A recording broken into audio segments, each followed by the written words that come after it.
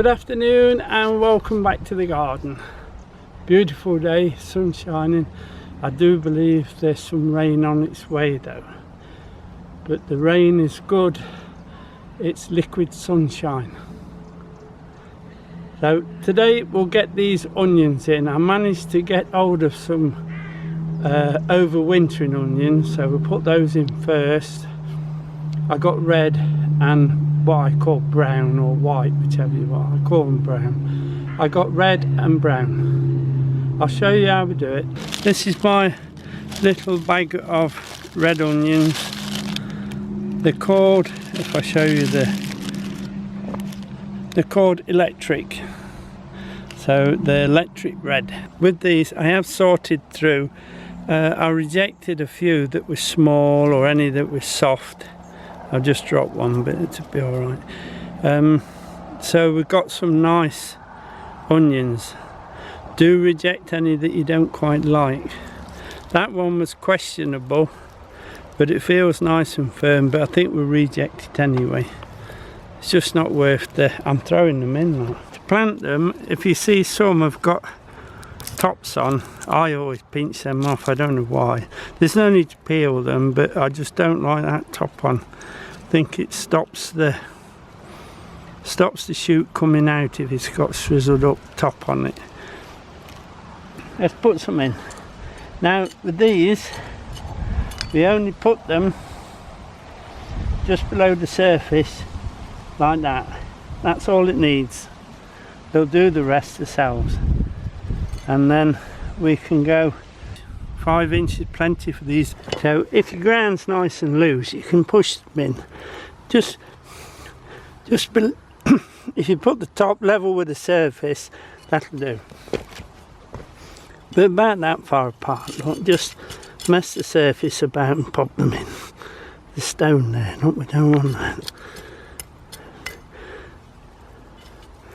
And if you have a lot of blackbirds like we do, they'll probably be coming and pulling them up, so you have to keep your eye on them and keep popping them back.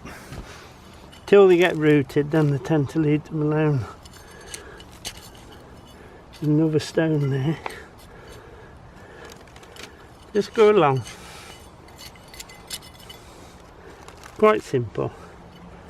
And if the rain does come, it'll wet all this top and push them down nicely, and they'll be up in no time, especially with the warmth that's in the ground at the moment. And then these are quite hardy for the winter. They'll go through quite well. So that's it. It's simple. Just pinch that top.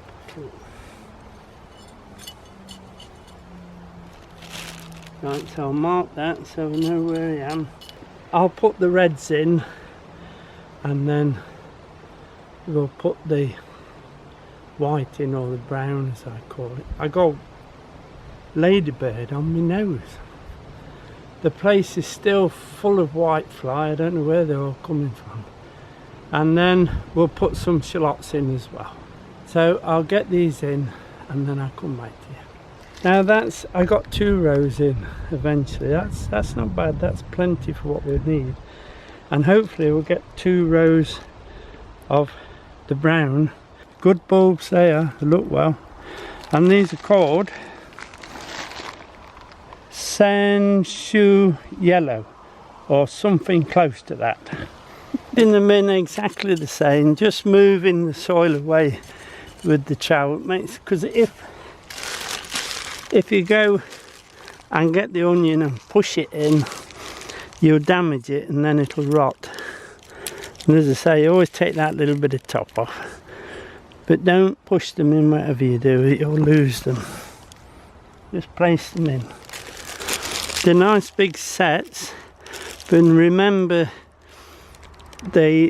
when you harvest them, they haven't got an awful long storage time. They say 8 months, but I've never managed them 8 months. There'll be enough storage time on them to take you through for when the main crop comes. We always have that little bit of time in the middle of summer when there is none and you really want some for your salads, etc. These are very mild, they're excellent on salads. We've got to grow them first, so let's get them in.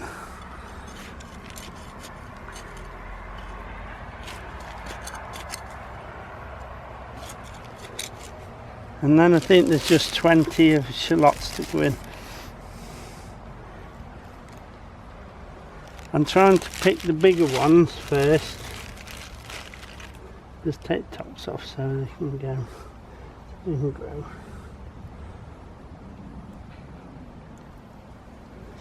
What I did with the soil, I did exactly the same, putting the spent compost in as I did for the garlic, but for the onions I put some bloodfish and bone in as well, then just fork the whole lot in. So they have got a little bit more feed than what the garlic have got. There you are, look, put a fair few in and then just cover them. They'll do the rest. Because remember, when they're ripe and you're ready for harvest, you always clean the soil away from them a bit anyway. Same as the garlic. They'll do the rest for you. Now, I'll put the rest in. Hopefully there's 2 rows there. And then we'll come back and we'll have a look at the shallots, putting those in.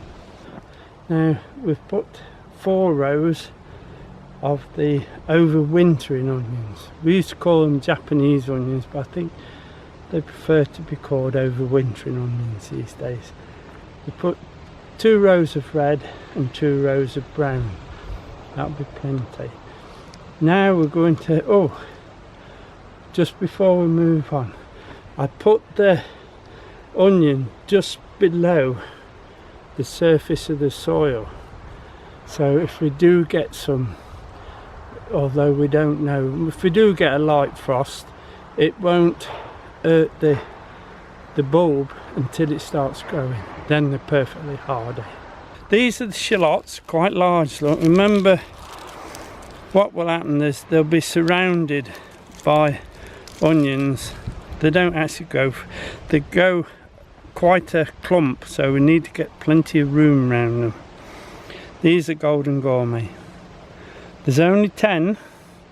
The other shallot we've got is called red sun, but we'll put the golden gourmet in first and then we'll put a row of the red sun in. I've laid them all out.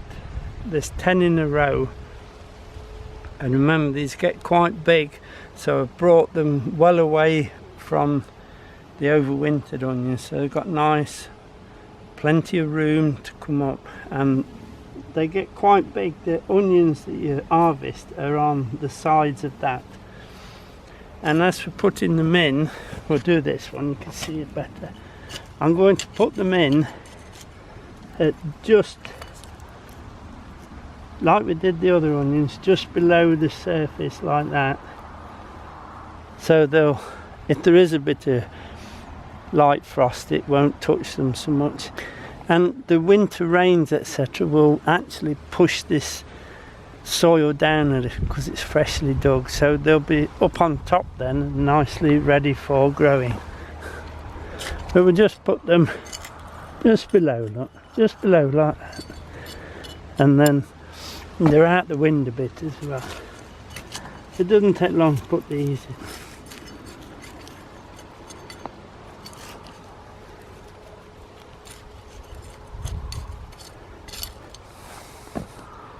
Again, any tops that were on them, I've taken them off. And make sure you get these the right way around. It's a bit difficult to see.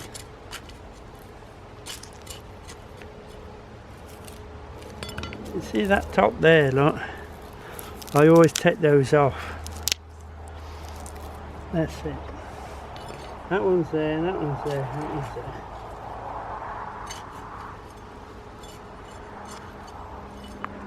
I'll get these in and the other row in and get them staked out, and then we'll come back to you.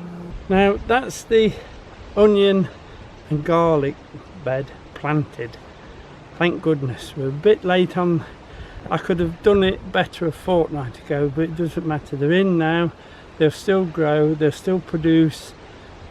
It's me who's late, not the plants. Now while we're here, I just thought I'll show you the chili peppers, the outdoor chili peppers, that because this nice piece of sun we got, they're just ripening nicely. These are the larger ones, they're doing quite well. And next to it, we've got these smaller ones that are doing very, very well. But they're a little bit hotter, I think. So I won't be eating those. But they'd be too hot for me. They're coming well. We'll find somebody who wants them. Now another job looming for next week is the rhubarb. As you can see, it's falling down nicely now. Let it go, it'll be fine, and then we'll take the tops off and we'll put some good manure around them, not on them but around them, ready for winter. Now that's a bit for now. We'll get the rhubarb done on the next one, so you can see what I do to that, and after that there'll be plenty more jobs, don't worry. So I'll see you next time everyone. Take care. Bye now.